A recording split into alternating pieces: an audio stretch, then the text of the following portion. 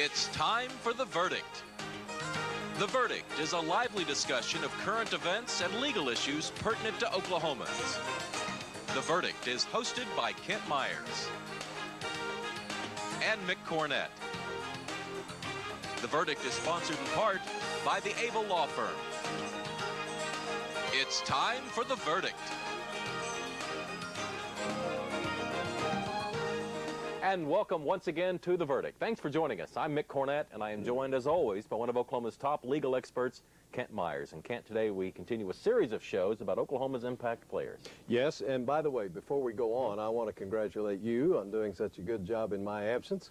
There's been some suggestion that that ought to be a permanent situation. Well, not by me. Well, having Marita Hines and Joe Castiglione on last Sunday, that was a great show, and way to go. Well, thanks. Yes, we're going to continue our series of Oklahoma impact players. These are people who make an enormous impact in the community, in the state, and in many cases, nationally and internationally, and they are located right here in Oklahoma. And today we have something that will whet your appetite. The chairman and chief executive officer of Sonic Industries, Cliff Hudson, is coming to be with us in just a few minutes. In 1953, Troy Smith founded Sonic right here in Oklahoma. The first Sonic was called, I think, the Top Hat Diner, and from there it's gone to over 2,600 Sonics around the country and some in Mexico. Service with the speed of sound is the Sonic, or was the Sonic logo for a long time. And I think Cliff has got a lot to talk to us about, not only about the business of running Sonic, but other things that he does in what we would laughingly call his spare time, running the Oklahoma City school system. Well, it's one of Oklahoma's biggest success stories, Sonic, and of course you mentioned the school system. Cliff's got a lot of interesting things to say, I'm sure. Today we'll meet Cliff Hudson, the chairman, CEO of Sonic Drive-Ins, which is headquartered in Oklahoma City. You're watching The Verdict.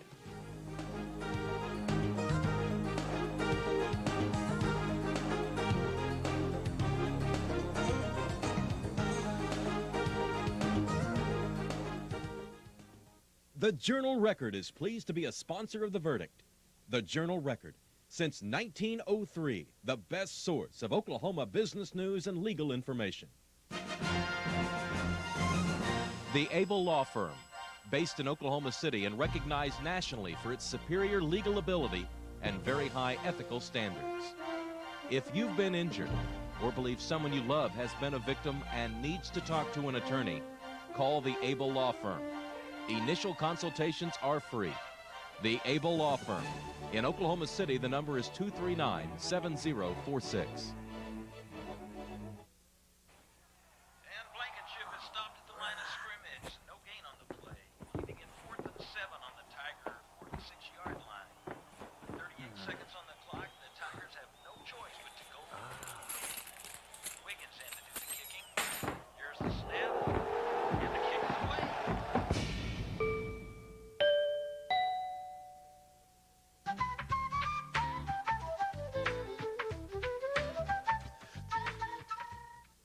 All children deserve a life with hope and love, but sometimes they experience a life of pain, neglect, and abuse. When that happens, each child deserves all the quality assistance and representation that can be offered in our legal system. Oklahoma Lawyers for Children has over 500 of the best attorneys and volunteers who donate their time and service to represent children in Oklahoma County. For more information, call 23-CHILD. Oklahoma Lawyers for Children, helping to bring hope and love back to the lives of abused children.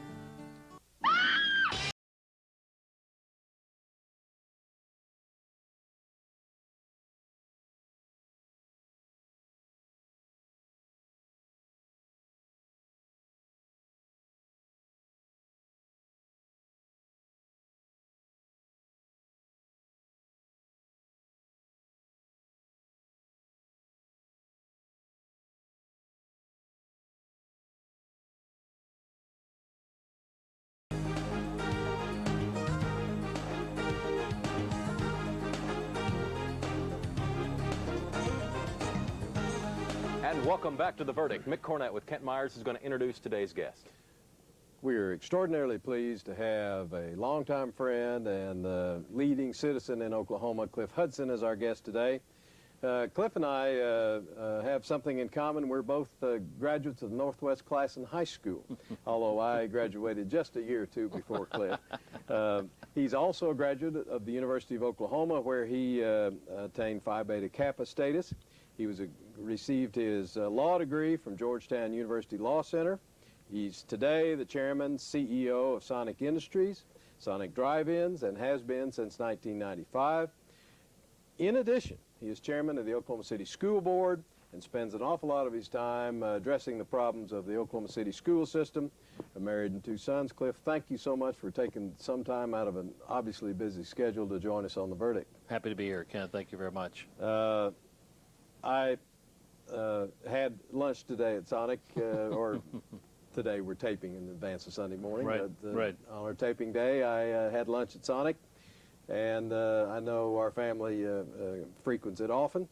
Can you tell our viewers a little bit about the history of Sonic, how it got started? Right. Sure, I'd be happy to. Sonic started 50 years ago this year, 1953, in Shawnee, Oklahoma, so it really is an Oklahoma homegrown company. Troy Smith began the first Sonic that year and grew it for a number of years on his own, joined up with a fellow in the late 50s by the name of Charlie Pappy. But the two of them grew Sonic quite a bit for a number of years, really as kind of a proprietorship between them. And by the mid-60s, or I should say by the mid-70s, they'd grown to about 200 drive-ins before they joined with a group of other people that really took it off to another level of growth altogether. But 50 years ago this year in Oklahoma. Let's take a look at some pictures that we have. We have a picture of the Top Hat Diner. Great. What is that? That Top Hat, Troy had been in the full-service business, but once he had an opportunity to see how much money he could make in what is now would be called a quick-service restaurant, he shifted to that because he liked the margins, profit margins so much better. And this was in Shawnee, the first Top Hat. The first Sonic, by the way, was in terms of name Sonic, was in Stillwater. There's a funny little tie there, a little story, and that is that while the first number of these were called Top Hat, when they decided they would start franchising, they wanted to get the name Top Hat protected, and they learned that had already been protected by a group out of Indianapolis. So they had to think of another name. They were already using the Top Hat, and they were using service with the speed of sound. And Troy said, you know, what name should we go to? And these days, somebody would spend $20 million studying this and hire somebody, et cetera. What Troy did was look in the dictionary under service with the speed of sound, service, sound, another sound. He saw Sonic, and he said, Sonic, service with the speed of sound, sounds great. And it was Sonic from there forward, and that was the driver. Let's take a look at what the restaurants look like now. Yeah, the Top Hat has changed. Yeah. But it has changed enormously over the years. It changed, obviously, from what the Top Hat was, even in the 60s, a different look in the 70s, and a retrofit, as we call it, in the 80s, and now in the 90s, or I should say from the 90s, a different look altogether, as you can see on the screen there. And this is something that our industry, it's important to do every few years, is to change that look. We call it trade dress, as you probably know, and dress that up so that it does have a little greater appeal to your customers.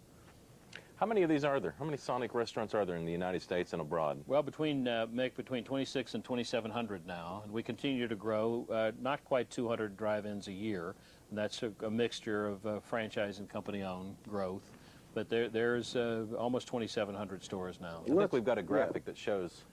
Yeah, you can see on the graphic there on the map that the concentration of the blue states and that south central portion of the United States. This is where the highest concentration of Sonic drive-ins are, and that's because this was our historical base.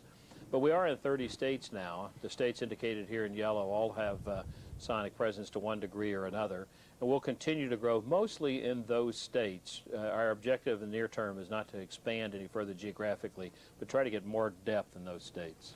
Your annual sales are approximately? System-wide sales about really this year should be about 2.5 billion. Last year 2.2 billion. And that's billion with a B. That's billion with a B. That's a lot of number 2 hamburgers. That's a lot of hamburgers, a lot of drinks, a lot of conies, a lot of slushes. It's a lot of customers coming through Sonic. Well, the last 11 years you've been president and CEO running the company, and I know prior to that time it became a public company. Right. I suppose it being a public company adds to the allure, but also to the headaches of It is. Sonic. Being a public company has a different type of responsibility to it. We've got 7,000 stockholders. They have to be communicated with regularly. There's, as you know, a whole regulatory framework with the Securities and Exchange Commission, NASDAQ listings, et cetera, et cetera. It is more complex, but it makes the business more interesting ultimately. And in the years that we've been a public company, about a dozen years now, it's been enjoyable to have that experience. And again, just another opportunity to learn how the world works. In this case, the world of corporate finance. When you get into personnel, how many people work at one individual Sonic, and then how many work at all of the Sonics, regardless of ownership? On average, there's going to be around 30 employees at a Sonic drive-in. That ranges based on the level of sales and location of a drive-in. But with that, we have about 75,000 people in 30 states working at Sonic drive-ins, whether it's a company-owned or a franchise drive-in. So quite a few folks. Sonic has developed in Oklahoma. It's developing a brand new home base, but down in Bricktown. Yes. Can you tell our viewers about that? Sure. We have been in our current office space, which we lease and have for a number of years, and that's really been our pattern for quite a few years. Being in the Central Business District, but leasing space that was usually built for some other purpose. In the last few years, we've started exploring how can we do something with our office space that can really help our culture, help people cross paths more naturally, has literally even light coming in to more people getting exposure to natural light, etc. And so we started looking at ways to do that and couldn't find space in the Central Business District that would fit that. So we, in negotiating with the folks that are developing in Bricktown, we have agreed with them to build an office building, have an office building in Bricktown, and it's underway, well underway now. We should be in there by November, December of this year. And it'll be, I think, very nice, nice new space. We're going to, I think, be very pleased with when we get there. What size square footage? The building's about 100,000 square feet. We'll take 3/4 of that, 75,000 square feet, and the rest will be someone else. And people driving along I-40 can see it now under construction. Yes. It's just to the south of the ballpark on the canal. Yes, that's right. And when I've driven on I-40, see, it has a pretty nice presence, really. It sets up fairly well. And fortunately, from our boardroom, you'll be able to kind of look down into the ballpark, you know, so this will be a great great spot, you know. So. You'll be able to make some additional income by selling tickets. Quite possibly. In the brief time we have remaining, what would you like as chairman of Sonic to say to the citizens of Oklahoma and to Troy Smith? Well, Troy Smith is our founder. I tell you, the one comment for Troy Smith, the opportunity that he has helped create for thousands and thousands of people is really quite extraordinary. There are many of us who owe the opportunities we've had to the way that Troy developed Sonic and shared so much and allowed us to develop our careers. For the people of Oklahoma, we like doing business in Oklahoma. We're proud to be headquartered here. I think Oklahoma has a great work ethic. They're good people, and Sonic is proud to be headquartered here and proud to continue to grow as an Oklahoma company. Cliff Hudson is also president of the Oklahoma City School Board. We'll discuss that and some other issues with the CEO of Sonic. We'll be right back.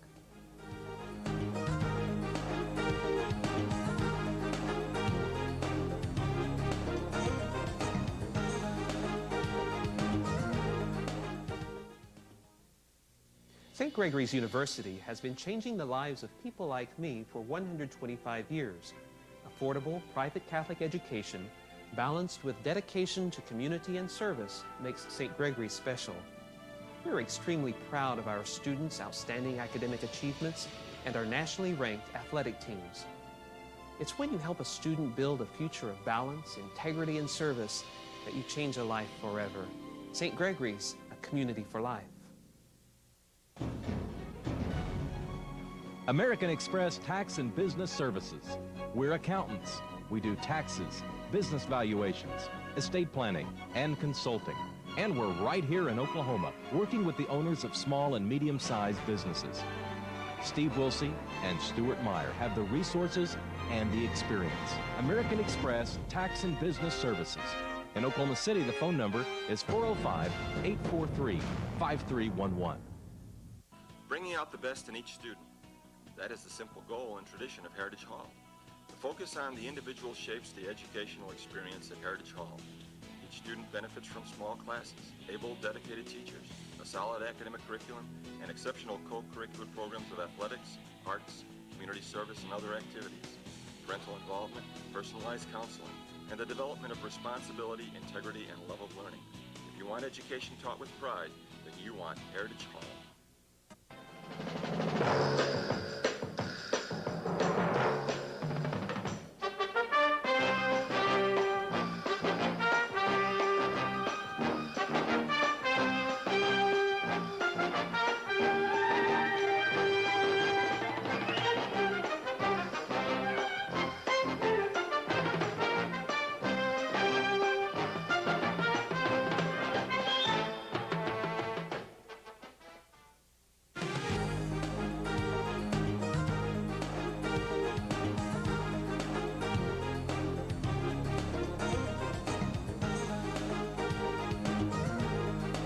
Mick Cornett and Kent Myers back on The Verdict. Today's show is part of the series we call Oklahoma's Impact Players. This week's guest is Cliff Hudson, the CEO of Sonic Drive-Ins. And Kent, now we want to move on to Cliff's side job. Avocation. Yes, it's amazing about how the most successful business people seem to do everything very well. And Cliff has taken on the position of filing for and running for and being elected to the position of chairman of the Oklahoma City School Board, being basically in charge of the Oklahoma City School District.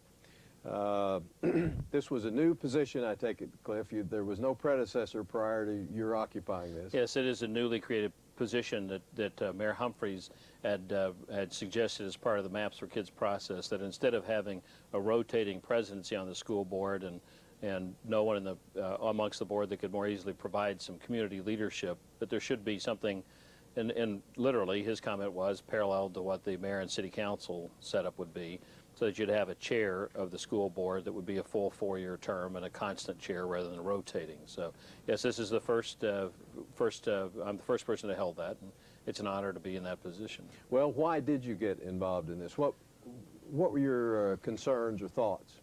Well, when we talked a little earlier about what would I say to Troy Smith regarding Sonic, talked about opportunity, the economic opportunity that's created for so many people through Sonic, through franchising business, free market economy, etc., creates a different kind of life option for all of us, I think, with our economy as it is.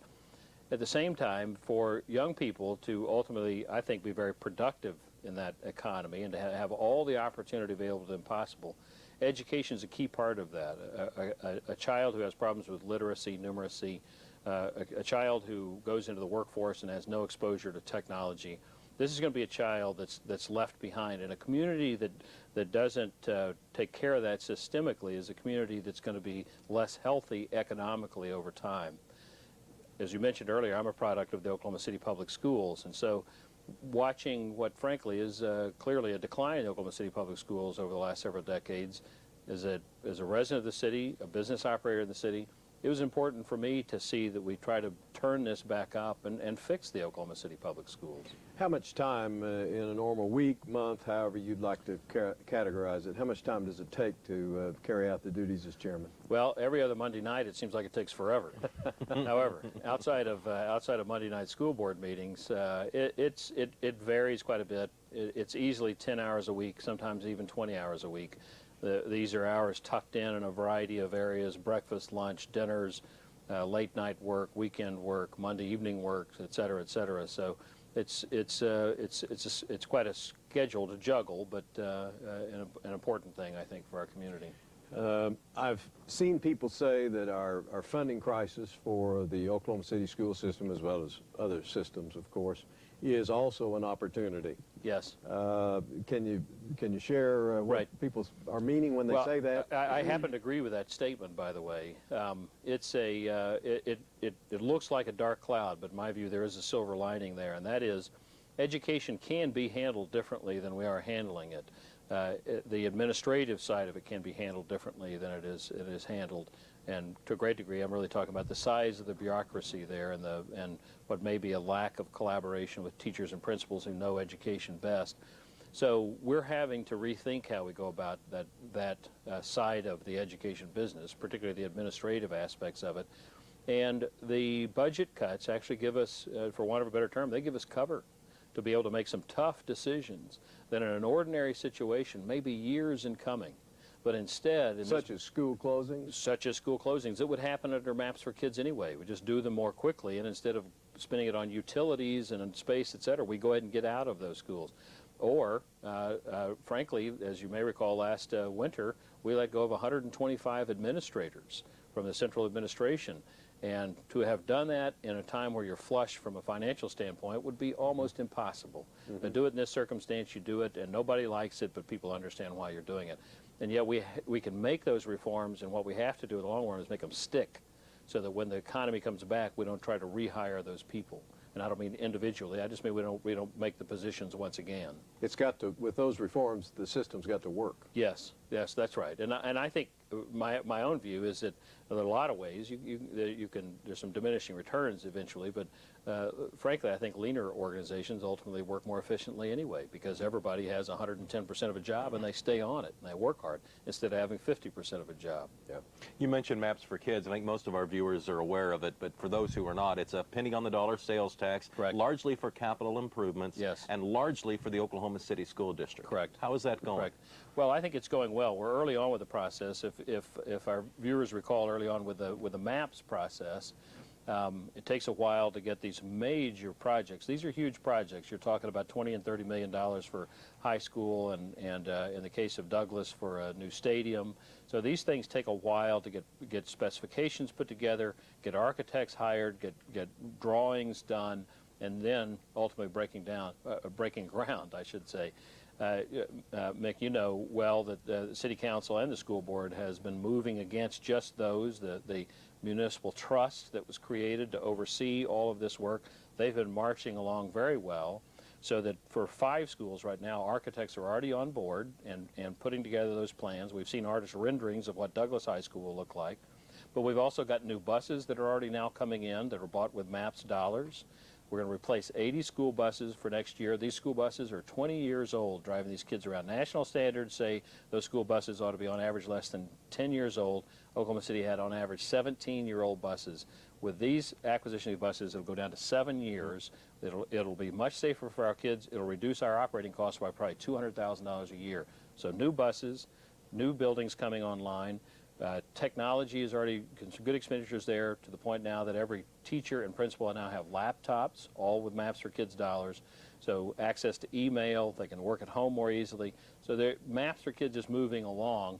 The one caveat I should add is it's difficult for people to look at this budget situation. They see revenues declining. They say, wait a minute, didn't we just put those Maps dollars in? So how are you short on money? And these are complex, almost weird to most people, funding sources.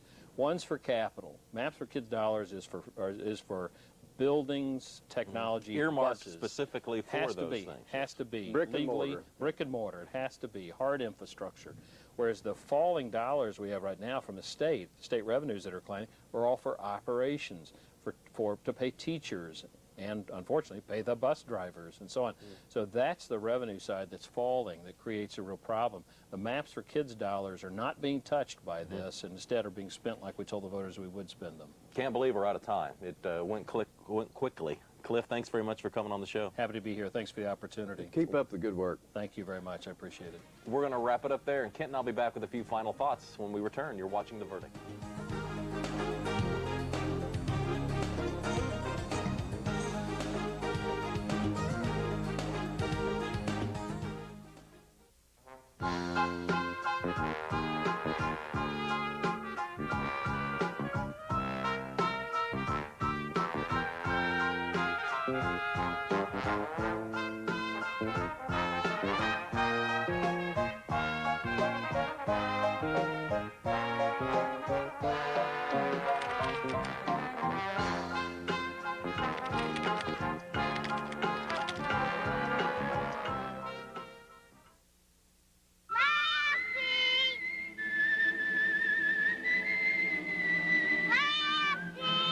If you long for the days of loyalty and innocence, gather your kids around you and take them to the farm for a visit with Timmy and Lassie.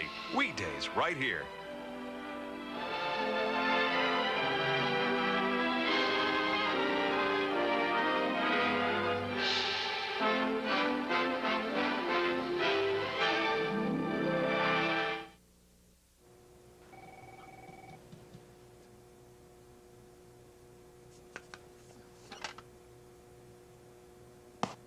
Think being a big brother means taking time out of your schedule to tutor a kid in algebra?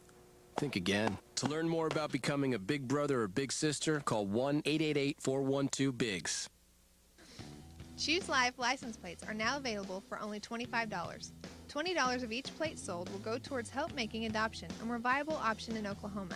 Visit your local tag agency or www.chooselife.org and download an application today. For more information, visit the website on your screen.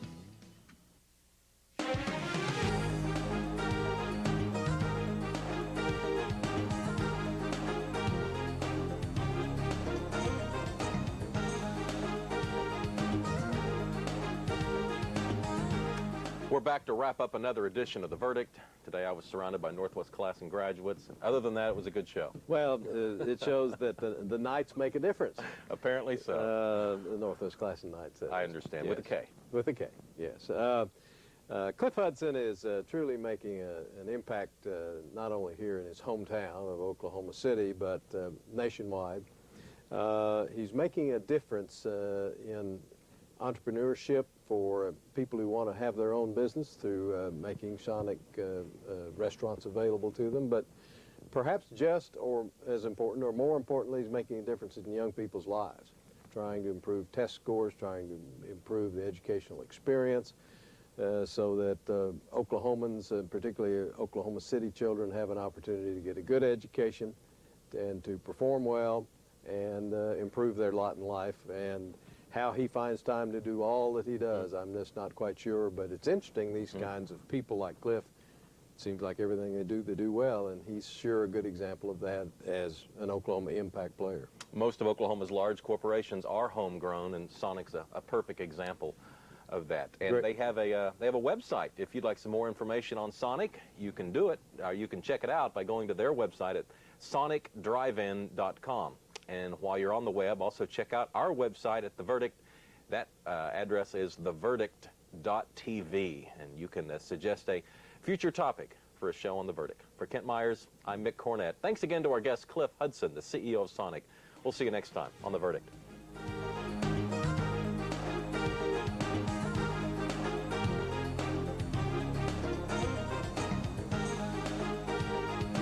The Verdict with Kent Myers and Mick Cornett. The Verdict is sponsored in part by the Able Law Firm.